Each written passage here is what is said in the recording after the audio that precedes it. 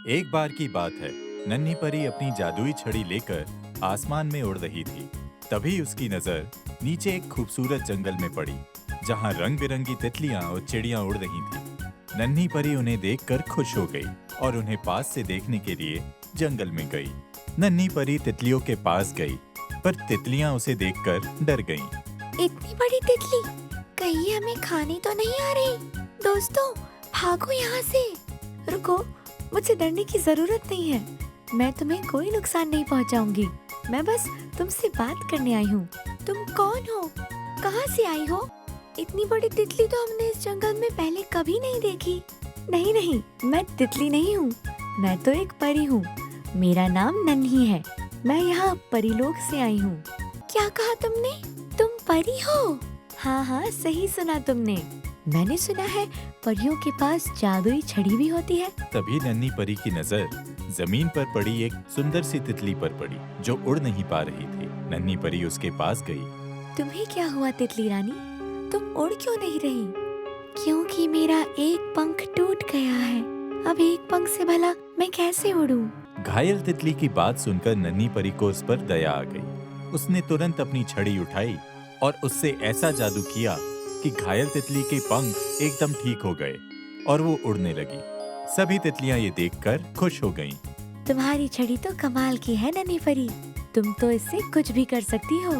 हाँ, पर हम अपनी छड़ी के जादू का इस्तेमाल बस सबकी भलाई के लिए ही करते हैं। और अगर ये छड़ी किसी गलत हाथ में लग गई तो फिर तो अनर्थ हो जाएगा। इस छड़ी की शक्ति से कोई कुछ भी कर सकता है। पर उसकी चिंता मत करो, मेरे रहते ऐसा कभी नहीं होगा। ये छड़ी मैं किसी गलत हाथ में नहीं लगने दूंगी। हमें तुम पर पूरा भरोसा है नन्ही परी। क्या तुम हमारी दोस्त बनोगी? हाँ हाँ, क्यों नहीं। जल्द ही नन्ही परी उन तितलियों के साथ घुल मिल गई। सब आपस में खेलने में मगन थे, पर उनको ये पता नहीं था कि पेड़ के ऊपर बैठा बंदर चंटू ये सब सुन और देख रहा था। चंटू जंगल का सबसे शैतान और शरारती बंदर था, जिससे सब परेशान थे। नन्ही परी की बातें सुन और उसकी जादुई छड़ी की शक्तियां देख चंटू के मन में लालच आ गया। वो सोचने लगा, वाह क्या छड़ी है! अगर इस परी की छड़ी किसी तरह मेरे हाथ लग जाए तो इस जंगल में बस मेरा राज होगा। सब मुझसे डरेंगे, सब मेरी बात सुनेंगे।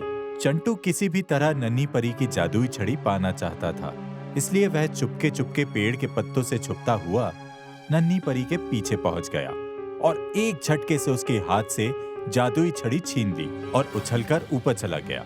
बंदर भाई, मुझे मेरी छड़ी दे दो। मैं तुमसे विनती करती हूँ। कभी नहीं, इस छड़ी के जादू से तो मैं पूरे जंगल में राज करूंगा। मैं ऐसा कभी नहीं होने दूंगी। नन्ही परी चंटू के हाथ से अपनी जादुई छड़ी वापस लेने उड़ते हुए उसकी तरफ बढ़ी, पर तभी चंटू ने नन्ही की छड़ी हवा में घुमाई, जिससे एक रोशनी की किरण निकलकर नन्ही के पंखों से टकराई और देखते ही देखते छड़ी के जादू से नन्ही परी के पंख ही गायब हो गए। इससे पहले कि नन्ही कुछ कर पाती, वो बिना पंख के नीचे गिर गई। ओह, मेरे पंख! चंटू, तुम बहुत गलत कर रहे हो। अच्छा, अब तुम मुझे सिखाओगी? अभी मजा चखाता हूँ। और फिर से जादुई छड़ी घुमाकर जादू किया, जिससे बेचारी रंग बिरंगी तितलियों के पंखों से रंग ही गायब हो गए। चंटू वहां से चला गया। नन्ही चंटू की तलाश में उसके पीछे चल पड़ी। इधर चंटू नन्ही परी की जादुई छड़ी लेकर जंगल में सबको परेशान करने लगा। छड़ी घुमाकर कभी वो हाथी के दांत गायब कर देता, कभी भेड़िए की पूंछ, तो कभी चिड़ियों के पंख। जंगल में सब उससे डरने लगे और अपनी समस्या लेकर जंगल के राजा शेर सिंह के पास गए और अपनी समस्या बताई। शेर सिंह, चंटू बंदर का कुछ करना होगा। चंटू के पास इतनी शक्तियां कहां से आ गई? उसके पास एक जादुई छड़ी है, जिससे वो बहुत ही ताकतवर हो गया है। तभी चंटू वहां आ जाता है और शेर सिंह को ललकारता है। शेर सिंह, आज से इस जंगल का राजा मैं हूँ, तुम नहीं। एक बंदर होकर तुम्हारी इतनी हिम्मत कि शेर सिंह को धमकी दे रहे हो, तुम्हें इसकी सजा अभी मिलेगी। शेर सिंह ने जैसे ही चंटू पर वार करने के लिए छलांग लगाई, चंटू ने जादुई छड़ी घुमाकर शेर सिंह को पत्थर का बना दिया। ये देख सब चंटू से डर गए। देख लिया, मेरी बात नहीं मानने का नतीजा जो भी मेरे खिलाफ जाएगा उसका यही हाल होगा। आज से इस जंगल में मेरा राज चलेगा। बोलो चंटू महाराज की जय हो, जय हो। तभी नन्ही परी चंटू को खोजते हुए वहां आ गई और चंटू के हाथ में छड़ी देखकर बोली, चंटू, तुम मेरी छड़ी की जादुई शक्तियों का गलत इस्तेमाल कर रहे हो। मैं तुम्हें आखिरी चेतावनी देती हूँ, मुझे मेरी छड़ी लौटा दो। कभी नहीं, अब ये मेरी छड़ी है। चंटू छड़ी घुमाकर नन्ही परी की तरफ करता है, पर नन्ही बहुत फुर्तीली थी। वह छड़ी के वार से बच तो गई, पर उसका पैर फिसल गया और वो सामने के कुएं के अंदर जा गिरी। चंटू यह देख कुएं के पास गया। अब क्या करोगी? अब मैं तुम्हारा हाल फिर शेर सिंह की तरह ही करूंगा। अगर छड़ी की रोशनी मेरे ऊपर लग गई तो मैं सच में पत्थर बन जाऊंगी। जल्दी कुछ करना होगा। इधर जैसे ही चंटू ने छड़ी घुमाकर जादुई रोशनी नन्ही परी की तरफ फेंकी, नन्ही बिना देर किए पानी के अंदर चली गई, जिससे रोशनी पानी से टकराकर वापस चंटू को ही लग गई और वो देखते ही देखते पत्थर का बन गया। हाथी ने अपनी सूंड से नन्ही परी को कुएं से बाहर निकाला। नन्ही ने पत्थर बने चंटू के हाथ से अपनी छड़ी वापस ली और सबको छड़ी घुमाकर पहले की तरह ठीक कर दिया। और जैसे ही वो चंटू को ठीक करने गई, भेड़िए ने उसे रोक लिया। नहीं नन्ही परी, चंटू को ऐसे ही रहने दो, इसने सबको बहुत परेशान किया है। नहीं नहीं, मैं इस छड़ी का इस्तेमाल किसी को सजा देने के लिए नहीं कर सकती। ये सही नहीं होगा। सही कहा नन्ही, चंटू को शक्ति का घमंड हो गया था।